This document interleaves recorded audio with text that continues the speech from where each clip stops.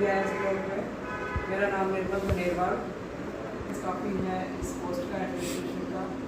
और जो आज का हमारा टॉपिक है शिक्षा में नवाचार। वो नवाचार बहुत हमने देखे भी हैं और किए भी हैं, और आप सब लोग भली भांति अच्छे से जानते हो, आप लोगों ने भी किए हैं। एक्सपीरियंस आप लोगों का कुछ तो हमारे में से ऐसे हैं, करमवीर जी हैं, बहुत अच्छा बोले और आपका एक्सपीरियंस काफ़ी अच्छा है।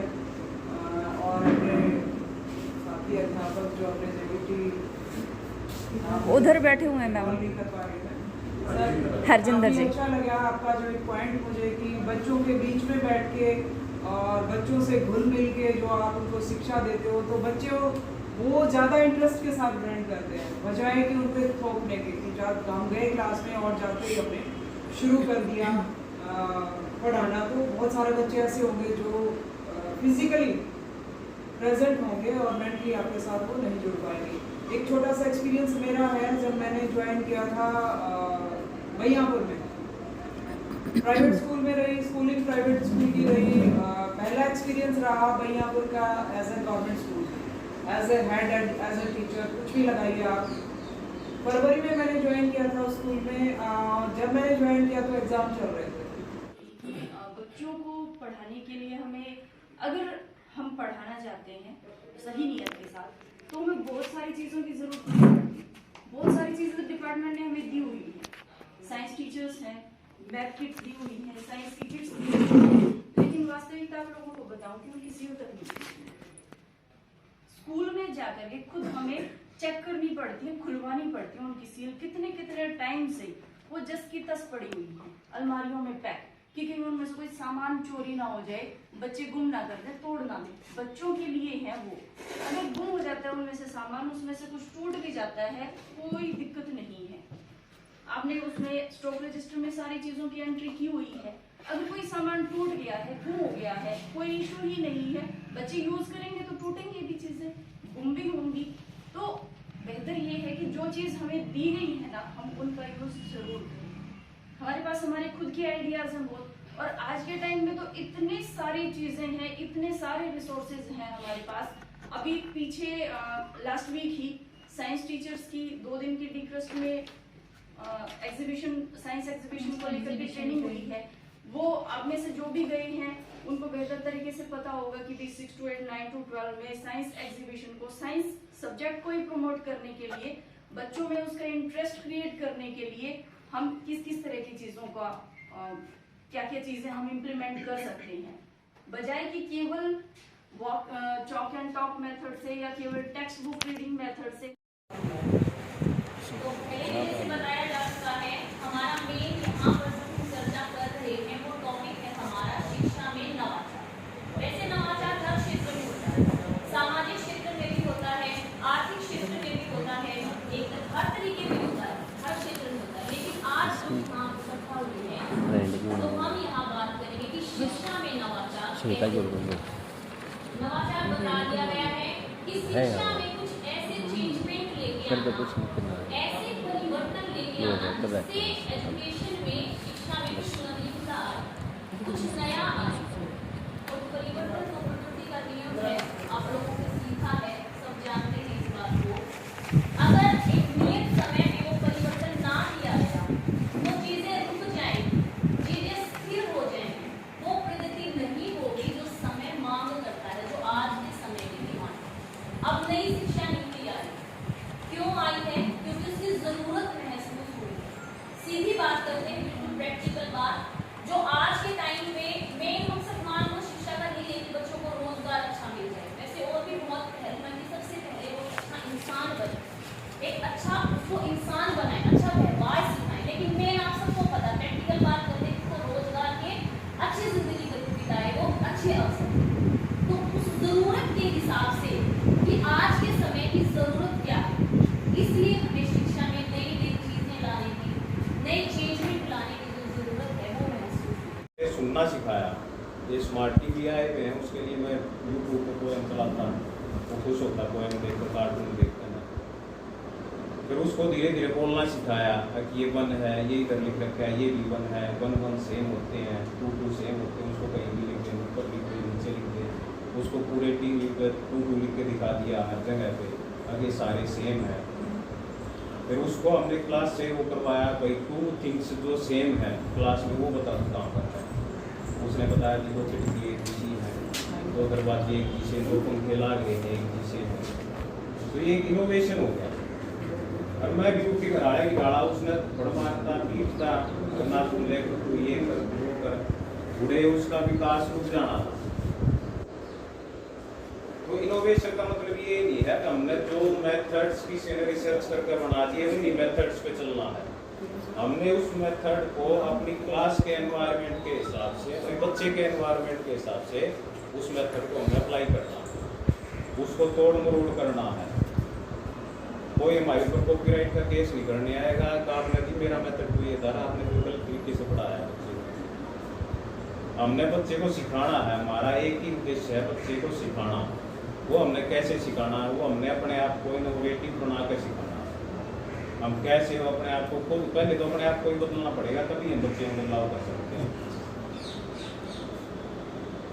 तो ये जो है इनोवेशन हमने करना है। जैसे मैडम ने कहा कोई रिसर्च करना सर आप इस टॉपिक पे, तो मैंने थोड़ा फिर गूगल किया भी उसमें। तो एक जगह फिर इंग्लैंड का पता नहीं मिलता था, तो वहाँ पर क्या करते हैं वो जो क्लास में पढ़ा दिया, लंच टाइम से पहले भी पढ़ा दिया, होमवर्क जो दिया वो घर पे देने के बजाय लंच टाइम के बाद वो क्लास में ही करवाते हैं होमवर्क को। ये भी एक अच्छा इनोवेशन लगे मुझे। अब जो बच्चा गलती करता है वो स्कूल में ही गलती कर लेगा और टीचर उसको ठीक करवा देगा। अब घर पे जाके तो वो होमवर्क करने से रहा और कर भी लिया तो माँ बाप अनपढ़ है, उनको पता ही नहीं इसने गलत किया है ठीक किया है।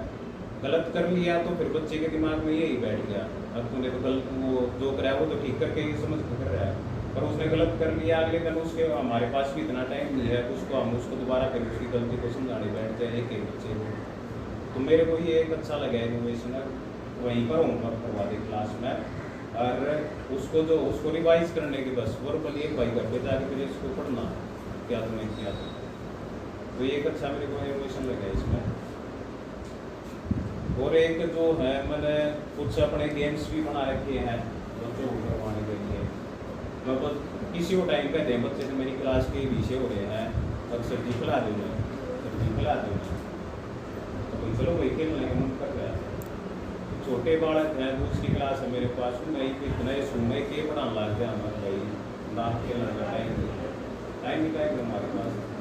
हमें बेसिक चीज़ सिखानी है, जमा घटा गुना भाग पढ़ना लिखना, ये चीज़ सिखानी है पूरे साथ ही सीखता है।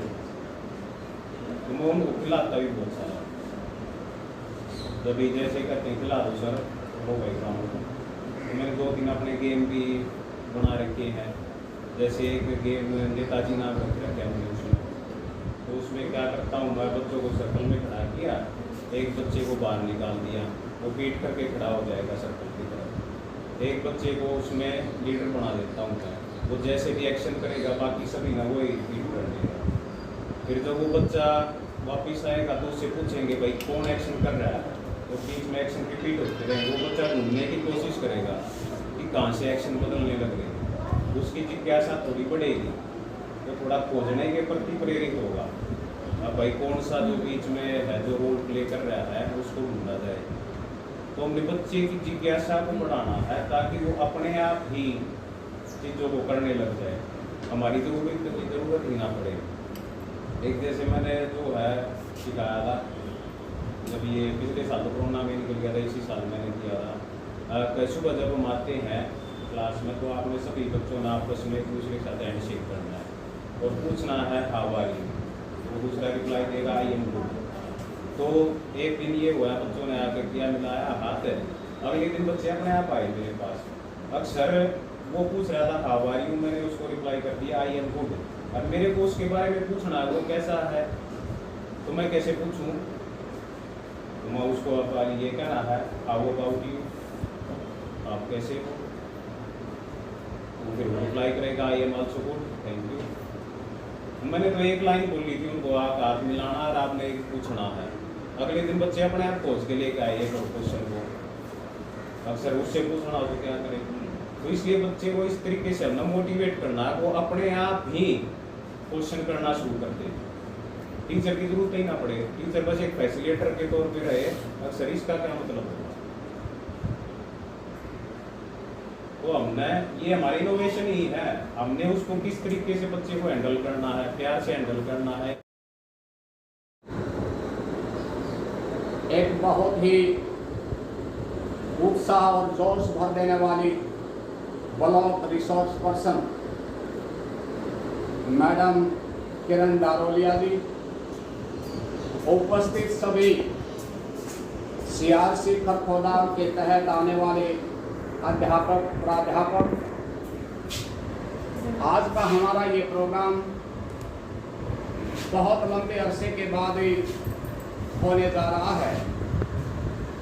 पहले कोरोना के दौरान बहुत ही हमारी शिक्षा का जो तंत्र था, जो सिस्टम था, वो इफेक्टेड हुआ, प्रभावित हुआ, और उसने प्रभावित केवल विद्यार्थियों को ही नहीं अपितु शिक्षक वृंद को भी अलग थलग कर देने का कार्य किया था।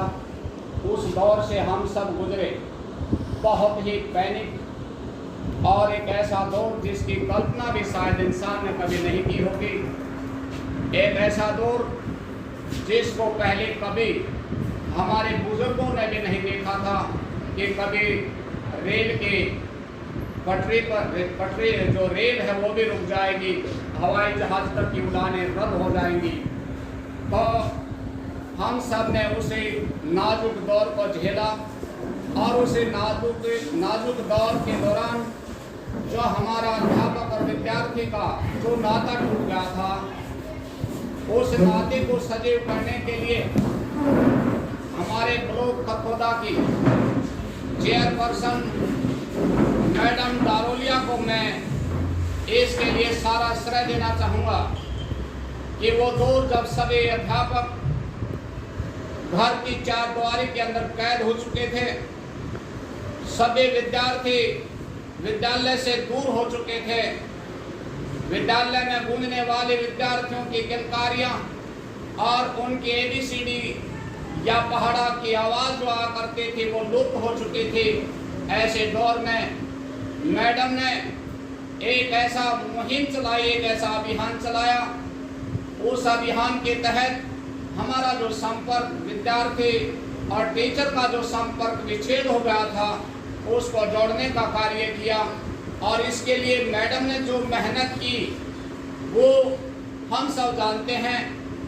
जब सब कुछ निष्क्रिय बैठा हुआ था, ऐसे में एक दिन मैडम का फोन आता है कि सर आप कुछ करो ना, इस दौरान ऐसे तो सब कुछ खत्म हो जाएगा, एक ठहराव आ जाएगा और बच्चे जो है शिक्षा से दूर चले जाएंगे। वहाँ मैं क्या कर सकता हूँ? बच्चों को हम स्कूल नहीं बुला सकते, कहीं मैं अपने घर पर भी बच्चों को नहीं बुला सकता, तो ऐसे में ये पॉसिबल कैसे हो सकता है? मैडम ने मेरे को मोटिवेट किया, यू कैन डू इट, आप इसे कर सकते हो और करिए। माँ कैसे? अब आप वीडियो बनाइए घर पर, और एक ऐसा मैं कहूँ कि उससे पहले हम उस दौर से नहीं गुजरे थे। कभी हमने बगैर छात्रों के ब्लैक बोर्ड पर नहीं पढ़ाया था, एक बिल्कुल नया अनुभव। मैंने कहा कि मैं इसे नहीं कर सकता मैडम, ये पॉसिबल नहीं है। हमारी आदत जो है वो बच्चों को सामने रख कर के उनके साथ इंटरेक्शन जब हमारा होता है केवल तभी पढ़ा सकते हैं। और ये इमेजिन करना कि आपके सामने बच्चे बैठे और ब्लैक बोर्ड पर पढ़ाना और आपके सामने वीडियो बन रही है, आपके दिमाग में एक बात काम करता है कि कहीं मैं गलती ना कर दूं। वो एक बहुत बड़ा फियर फैक्टर होता है, वो भी होगा। मैडम ने फिर कहा कि sir you can do it, करो, आप कर सकते हो आप इसे। तो मैंने एक वीडियो बनाई, मेरे बच्चों ने मेरा बड़ा सहयोग किया, लेकिन वो वीडियो मात्र 2.5 मिनट भी नहीं चली व्हाट्सएप के ऊपर और वो रुक गई। मैंने मैडम से कांटेक्ट किया कि मैडम कैसे होगी, तो 2.5 मिनट में क्या होगा? बोली सर मैं भी सोचती हूँ, मैडम भी नई थी उसे सिस्टम के तहत और मैं तो बिल्कुल अननोन था। लेकिन बात हुई कि किस प्रकार बच्चों ने बहुत मदद की, क्योंकि आजकल के बच्चे बहुत आगे हैं हमारे से इसे टेक्नोलॉजी में। उन्होंने कहा कि आप ऐसे करिए, ये कर करके हम एक अपने सिस्टम को सुचारू रूप से चला पाए। और यकीन मानिए मैंने 59 के लगभग मेरे वीडियोस जो है वो मैंने अपलोड की, और मैडम ने इतना मोटिवेट किया, केवल मेरे को ही नहीं, शुरू में हम 2 आदमी मैदान में आए, 3, 5, 10 धीरे धीरे करके जब हम देखते थे education arena YouTube channel Kharkhoda को जैसे ही हम सर्च करते थे तो बहुत सारे टीचर्स की वीडियो जो है उसको डिफरेंट सब्जेक्ट के ऊपर देखने को मिली। और साथ में ये भी देखने को मिला कि इतने बच्चे देख रहे हैं, इतने हमारे अध्यापक जो इसमें सक्रिय हैं। तो इससे मैं सबका श्रेय मैडम किरण दारोलिया को देना चाहूँगा कि वो अगर हमारे को मोटिवेट ना करती तो ये पॉसिबल ही नहीं था। और आज का जो दौर है आप देख रहे हैं वो बिल्कुल वही दौर आ चुका है जो हमने कोरोना के टाइम पर झेला था, यानी कि शिक्षण का जो टीचिंग लर्निंग का जो प्रोसेस है वो पूरी तरह से अब डिजिटल हो चुका है। और अगले जनरेशन तो उनके लिए जो हमारी जो पेडागोजी के जो इनोवेटिव आइडियाज हैं वो उनकी बहुत ज़्यादा ज़रूरत है। मैं पर्सनली फील करती हूँ और मैं उनको अप्लाई भी करती हूँ, क्योंकि फर्स्टली ये मेरा पर्सनल एक्सपीरियंस है कि जब तक मैं किसी चीज़ को ना कर लूँ मैं उसके बारे में बोलूँगी नहीं, क्योंकि जो हम चीज़ करते हैं तभी तो हम उसके बारे में कह सकते हैं या इट इज़ फ्रूटफुल। तो देखिए सबसे पहले है कि इनोवेटिव पेडागोजी, इसमें engage every child in learning activities, कि हमें हर बच्चे को, चाहे वो बच्चा हमारा जो क्लासरूम है उसमें डाइवर्स एरिया से बच्चे हैं, कोई बच्चा है जो जिसमें मजदूर है, उस बच्चे के पेरेंट्स उसको कुछ नहीं आता, उसके पेरेंट्स ये भी नहीं देखेंगे कि उसके नोटबुक में काम है या नहीं है। तो हमने ये देखा अपने अनुभव में कि सीखने वाले से ज़्यादा सिखाने वाले की नीयत होगी ना तो रास्ते निकलेंगे। सबको पता है कि बच्चे कैसे, इंग्लिश मुश्किल लैंग्वेज है, विदेशी लैंग्वेज है, इसके पढ़ने में परेशानी है, घरों में माँ होनी है, लेकिन जो जिसने काम करवाना है उसकी नीयत होगी तो रास्ते निकलेंगे। खाली हम दोष देते हैं कि शिक्षा पद्धति ऐसी है, माहौल ऐसा है, सरकार ऐसी है, नहीं बात बनती। जो काम करने की जिम्मेदारी हमने ली है और खुद उस चीज़ में डूबेंगे, कोशिश करेंगे तो कुछ कामयाबी जरूर मिलेगी। ये नहीं होता कि हम 100 का 100% सब कुछ ठीक कर देंगे, लेकिन हमारी अपनी नीयत जब हो जाएगी ना कि हम करेंगे तो जैसा भी माल है उसी में से हम बढ़िया भी तैयार कर लेंगे। और मैं उदाहरण बताऊंगा पर वो होता जाएगा अपनी पढ़ाई के उसमें, लेकिन बताता हूँ फिर भी वो सीख सकते हैं। मैं ज़िंदगी में कभी हॉकी नहीं खेला, मैं स्कूल कॉलेज टाइम में कोई भी खेल नहीं खेला और फिजिकल सब्जेक्ट से मेरा कोई संबंध नहीं रहा, लेकिन मैंने 2005-06 में हॉकी की टीम संभाली और उस टीम में से 5-6 लड़के इंडिया टीम में खेल गए। वुमेन वेल्थ में भी अब सिल्वर मेडल लेकर आया लड़का और हमारी टीम इंडिया में 6 बार फर्स्ट आ गई। और मुझे हॉकी का ABCD भी नहीं पता। जब ग्राउंड पर गया तो मैं बिल्कुल यूँ गया था कि मैं क्या करूँगा, लेकिन सीनियर बच्चे हैं उनकी थोड़ी सी मदद ली, खुद सीखने की कोशिश करी और धीरे धीरे करके और वो टीम ऐसी बनती कि स्टेट में भी फर्स्ट आ गई, वो इंडिया में भी फर्स्ट आ गई, इंडिया कैंप में भी लड़के आ गए और अब इंडिया टीम में लड़का खेल रहा है। और मैं आज और भी किसी गेम में मैंने कभी मतलब पार्टिसिपेट नहीं करा और ये चीज़ होगी।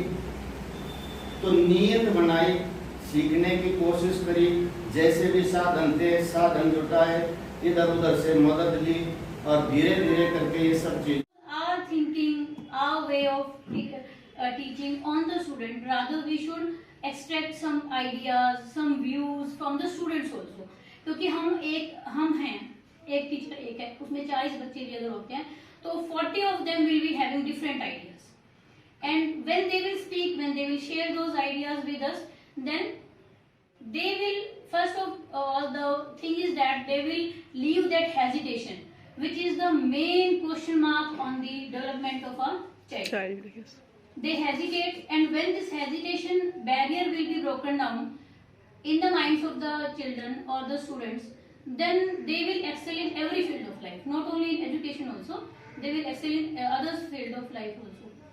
So the main thing is that as per my opinion कि जो child centered education है वो ही innovative education है, and we can do a large number of activities to make such type of innovations which can make our teaching learning process very, very efficient. For example, I being a science teacher or a biology lecturer, I can use different type of activities, different type of very, very small activities we can do.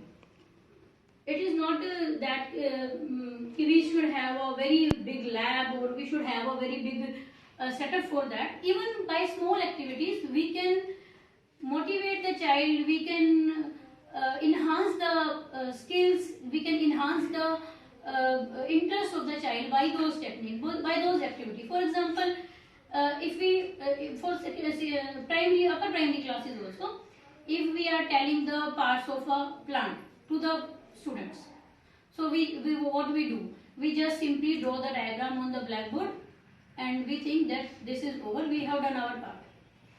We have drawn the diagram, we have labeled the diagram, this is leaf, this is flower, this is root, this is this, this is this. But when we will take those students to the field or nearby lawn or nearby anywhere we can get plant, this is very easy. We can extract, we can pull out a plant, we can show the root system, we can show the fruit. अब बच्चों को क्या होता है कि fruit है तो भैया सेब होगी, फ्रूट है तो संतरा होगा. We have to tell them no, brinjal is also a fruit, tomato is also a fruit in scientific language. So these type of presumptions which are there in the mind of the students, they can be reading और writing. लेकिन हम क्या कर रहे हैं, पहले reading, पहले writing, फिर रीडिंग, फिर रीजनिंग, फिर स्पीकिंग बाद में आती है. छोटा बच्चा है जैसे अपने यहाँ लगा लीजिए, वेस्टर्न कंट्रीज में अनपढ़ भी इंग्लिश बोलते हैं, पागल है वो भी इंग्लिश बोलते हैं. हमने ग्रामर का, हिंदी व्याकरण का ज्ञान नहीं है, लेकिन अनपढ़ भी हिंदी बोलते हैं. क्यों? छोटा बच्चा है, उसको हम सिखाते हैं, पहले सुनाते हैं उसको. घर में जो बड़े हैं, दादी है, मम्मी है, दादा है, बेटा बाबा बोल, दादा बोल, उसको समझ में नहीं आ रहा कुछ नहीं, लेकिन उसको कहते हैं बाबा बोल, बाबा बाबा, दादा दादा. कुछ टाइम बाद, 2 महीने बाद, साल 1.5 साल का होगा, बाबा बाबा कहने लग जाएगा, दादा दादा कहने लग जाएगा. नेचुरल प्रोसेस वो बोलना सीख, पहले वो सुनेगा, समझ जाएगा क्या बोलना है, उसकी नकल करेगा, इमिटेशन करेगा, उसके बाद वो बोलना सीख जाएगा. उसने सिर्फ बोलना आ रहा, लिखना नहीं आ रहा, पढ़ना नहीं आ रहा, कुछ नहीं आ रहा, पहले सुन रहा है, फिर बोल रहा है. नेचुरल प्रोसेस किसी भी लैंग्वेज का ये.